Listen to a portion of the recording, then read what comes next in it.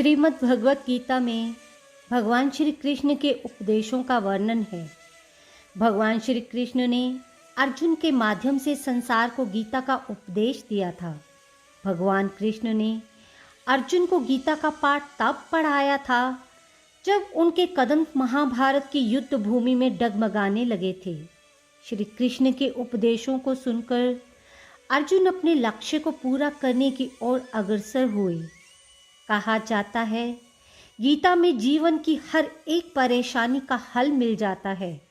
गीता में कही गई श्री कृष्ण की बातें आज भी जीवन में आगे बढ़ते रहने की प्रेरणा देती हैं।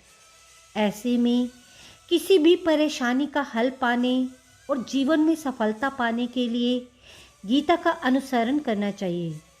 तो आरंभ करते हैं गीता का प्रथम अध्याय। गीता के प्रथम अध्याय का नाम अर्जुन विषाद योग है। इस अध्याय में कुरुक्षेत्र के मैदान में उपस्थित बंधुओं और संबंधियों को सामने देखकर अर्जुन के मन में उठे विषाद और मनोस्थिति का वर्णन किया गया है, जिसे संजय धृतराष्ट्र को बताते हैं। इस अध्याय में कुल 46 श्लोक हैं। तो चलिए आरंभ करते हैं गीता का प्रथम अध्याय। जब कौरव और पांडव महाभारत के युद्ध को चले तब राजा धृतराष्ट्र ने कहा, मैं भी युद्ध को देखने चलूँगा। तब श्री व्यास जी ने कहा, हे राजन, नेत्र के बिना क्या देखोगे? तब राजा धृतराष्ट्र ने कहा, प्रभु जी, देखूँगा नहीं तो श्रवण तो करूँगा।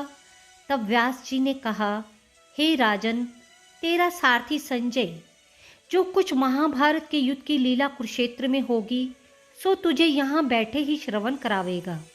व्यासदेव जी के मुख से ये वचन सुन संजय ने विनती करी, हे प्रभु, यहाँ हस्तिनापुर में कुरुक्षेत्र की लीला कैसे जानूंगा तथा राजा को किस भांति कहूँगा। तब व्यास जी ने प्रसन्न होकर संजय को ये वचन दिया कि संजय, मेरी कृपा से तुझे यहाँ ही सब दिखाई देगा। व्यास जी के इतना कहते ही उसी समय संजय की दिव्य दृष्टि भई और बुद्धि भी उसकी दिव्य भई। अब आगे महाभारत का कौतुक कहते हैं, सुनो। 7 अक्षौहिणी सेना पांडवों की और 11 अक्षौहिणी सेना कौरवों की, वे दोनों सेना कुरुक्षेत्र में जा एकत्र भई। धृतराष्ट्र ने पूछा, हे संजय, धर्म के क्षेत्र कुरुक्षेत्र में युद्ध की इच्छा से एकत्र हुए मेरे और पांडु के पुत्रों ने क्या किया? संजय ने कहा, पांडवों की सेना को व्यूही देखकर दुर्योधन आचार्य द्रौपदी के समीप जाकर कहने लगे, हे आचार्य, देखिए आपके शिष्य बुद्धिमान द्रुपद पुत्र ने पांडवों की बड़ी सेना की कैसे व्यूह रचना की है। इस सेना में अर्जुन, भीम जैसे बड़े बड़े धनुधारी, वीर विराट महारथी द्रुपद, धृष्टकेतु, चेकितान, बलवान काशीराज, पुरुजित कुंती भोज, नरों में श्रेष्ठ शैव्य, पराक्रमी युधामान्यु, बलवान उत्तमौजा, अभिमन्यु और द्रौपदी के पुत्र सबके सब महारथी हैं।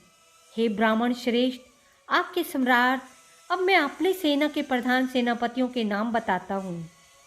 आप भीष्म, कर्ण, युद्ध विजय कृपाचार्य, अश्वत्थामा, विकर्ण, सोमदत्त का पुत्र भूरी, श्रवा और बहुत से शूरवीर मेरे लिए प्राण तक देने को तैयार हैं। ये लोग शस्त्र चलाने में अति निपुण हैं और सब युद्ध विद्या में प्रवीण हैं। हमारी सेना का, जिसके भीष्म रक्षक हैं, अपरिमित बल है और उनकी सेना, जिसके भीम रक्षक हैं, थोड़ा बल है। अब आप सब अपने अपने मोर्चों पर सावधान रहकर सेनापति की रक्षा कीजिए। भीष्म पितामह ने दुर्योधन को प्रसन्न करते हुए और ऊंचे स्वर में गरजते हुए शंख को बजाया। फिर वहाँ चारों ओर शंख, नगाड़े, ढोल, गुमक आदि अनेक बाजे बजने लगे, जिनका बड़ा भयंकर शब्द हुआ। जिसके अनंतर सफ़ेद घोड़ों के बड़े रथ पर स्थित माधव और पांडव अर्जुन ने भी दिव्य शंखों को बजाया। श्री कृष्ण ने पांचजन्य और अर्जुन ने देवदत्त नामक शंख को और भीषण कर्म करने वाले भीम ने पौंड्र नामक बड़े भारी शंख को बजाया। कुंती पुत्र राजा युधिष्ठिर ने अनंत विजय, नकुल ने सुघोष और सहदेव ने मणिपुष्पक और धनुर्धर काशीराज शिखंडी, धृष्टुम्न, विराट, अपराजित सात्यकी, राजा द्रुपद और द्रौपदी के 5 पुत्रों और महाबाहु अभिमन्यु, इन सब वीरों ने अपने अपने शंखों को बजाया। इन शब्दों के भारी शब्द से आकाश और पृथ्वी गूंज उठे और धृतराष्ट्र के पुत्रों के हृदय कांप उठे। हे राजन, अर्जुन ने कौरवों को युद्ध के लिए प्रस्तुत देखकर धनुष उठाकर श्री कृष्ण से कहा, हे अच्युत, मेरा रथ दोनों सेनाओं के बीच में खड़ा कीजिए, जिससे मैं युद्ध करने वालों को देख लूं कि इस रणभूमि में मुझे किन किन के साथ युद्ध करना चाहिए। दुर्बुद्धि दुर्योधन की प्रीति करने वाले जो युद्ध के लिए यहाँ एकत्रित हुए हैं, उनको देखूंगा। संजय ने कहा, हे राजन, अर्जुन की बात सुनकर श्री कृष्ण ने भीम, द्रोण आदि वीरों के सामने उत्तम रथ को खड़ा करके कहा कि हे वीर, युद्ध के लिए उद्यत इन कौरवों को देख लो।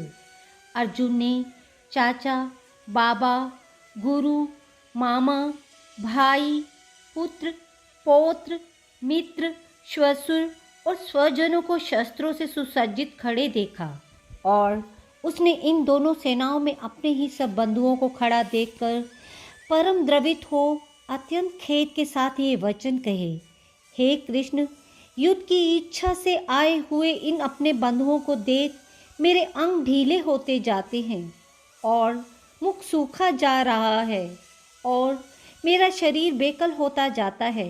रोमांच खड़े होते हैं, गांडीव हाथ से गिरा जाता है, त्वचा जली जा रही है। हे केशव, मुझ में यहाँ खड़े रहने का सामर्थ्य नहीं है। मेरा मन चक्कर खा रहा है और सब लक्षण में उल्टे देख रहा हूँ और संग्राम में अपने स्वजनों का वध करके कोई लाभ नहीं होगा। हे कृष्ण, मैं जीत कर राज्य और सुख नहीं चाहता। हे प्रभु, हमको राज्य, भोग तथा जीवन से क्या काम है, क्योंकि जिनके लिए ये राज्य, भोग और सुख की इच्छा की जाती है, वे सब इस युद्ध में प्राण और धन की ममता छोड़ मरने को तैयार हैं। और आचार्य, पिता, पुत्र, पितामह, मामा, श्वशुर, पौत्र, साले, संबंधी, ये सब मुझे मारे तो भी हे मधुसूदन, मैं इन्हें मारने की इच्छा नहीं करूँगा। हे जनार्दन, त्रिलोकी के राज्य के लिए भी मैं इन्हें मारना नहीं चाहता, फिर इस पृथ्वी के राज्य के लिए तो कहना ही क्या है। हे जनार्दन, धृतराष्ट्र के पुत्रों को मारकर हमारा क्या भला होगा। इन आताताइयों का वध करने से पाप होगा, इसलिए हमें धृतराष्ट्र के पुत्रों को मारना अनुचित है। हे माधव, स्वजनों को मारकर क्या हम सुखी हो सकते हैं? ये सब लोभ के वशीभूत हैं और कुल के नाश करने तथा मित्र द्रोह करने में पाप को नहीं देखते। कुलनाश के दोष को जानते हुए भी हमको इस पातक से क्यों नहीं दूर रहना चाहिए। कुल का नाश होने से कुल के प्राचीन धर्म नष्ट हो जाते हैं, फिर धर्म नाश होने से कुल में पाप बढ़ता है।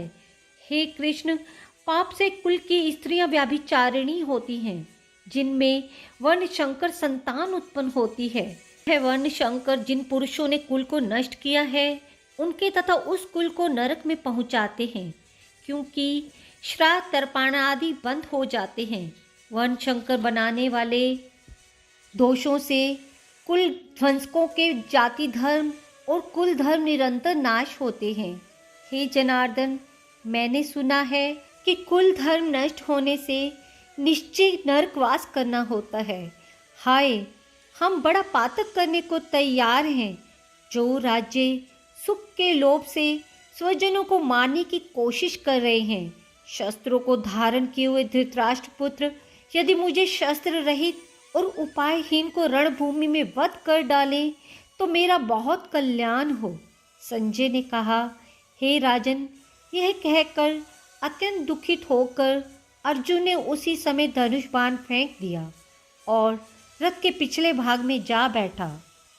प्रथम अध्याय की समाप्ति। राधे राधे। प्रथम अध्याय का महात्म्य। एक समय पार्वती ने पूछा, हे महादेव जी, किस ज्ञान के बल से आपको संसार के लोग शिव करके पूजते हैं? मृगशाला ओढ़े अंगों में शमशानों की विभूति लगाए, गले में सर्प और मुंडों की माला पहन रहे हो, इनमें तो कोई पवित्रता नहीं। फिर आप किस ज्ञान से पवित्र हो? वह आप कृपा करके कहिए। श्री महादेव जी बोले, हे प्रिय, सुनो, गीता के ज्ञान को हृदय में धारण करने से मैं पवित्र हूँ और उस ज्ञान से मुझे बाहर के कर्म व्यापते नहीं। तब पार्वती ने कहा, हे भगवान, जिस गीता ज्ञान की आप ऐसी स्तुति करते हैं, उसके श्रवण करने से कोई कृतार्थ भी हुआ है?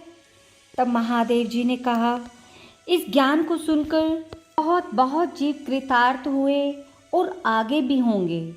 मैं तुझसे एक पुरातन कथा कहता हूँ, तू श्रवण कर।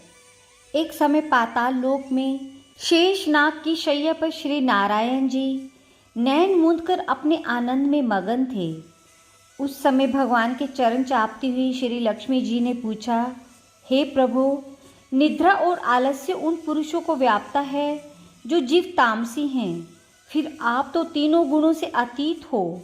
श्री नारायण प्रभु वासुदेव हो, आप जो नेत्र मूंद रहे हो, ये देखकर मुझे बहुत आश्चर्य हो रहा है। श्री नारायण जी बोले, हे लक्ष्मी, मुझको निद्रा आलस्य नहीं व्यापता। एक शब्द रूप जो भगवत गीता है, उसमें जो ज्ञान है, उसके आनंद में मगन रहता हूँ। जैसे 24 अवतार मेरे आधार रूप है, तैसे ये गीता शब्द रूप अवतार है। इस गीता में यह अंग हैं।